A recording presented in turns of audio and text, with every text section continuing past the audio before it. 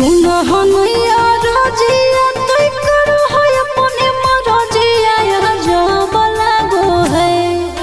सुनो हनैया रजिया तोय करो है अपने मरजिया जब लागो है। हाँ जब लागो है। राजा हो आधी आधी रतिया तोरा लाभ जागो है।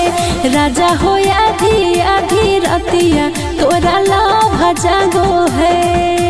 कहूँ को है कोयलिया जब तुही बोलो ही मीठी बोलिया तो गजब लागो है। कहूँ को है कोयलिया जब तुही बोलो ही मीठी बोलिया तो गजब लागो है। हाँ गजब लागो है। धनी के सावरे सूरतिया तोर गजब लागो है। धनी के सावरे सूरतिया तोर गजब लागो है।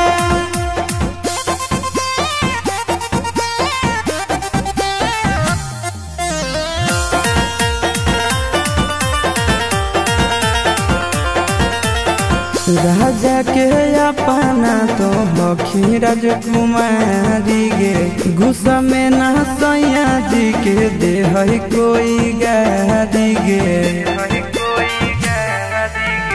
सहबक सिंगार को करो नहीं पूरा फुटल करो ऐसन पाई के बेलूरा।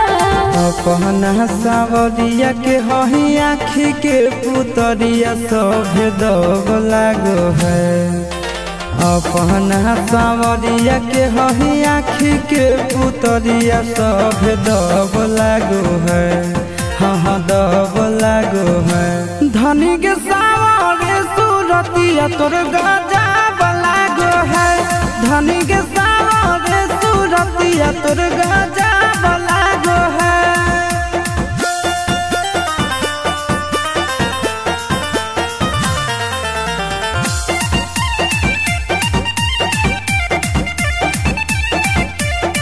करबो हम तोर सब पूरा जरूरत गे बनल हो मुडय भी कर दे मुहूर्त गे।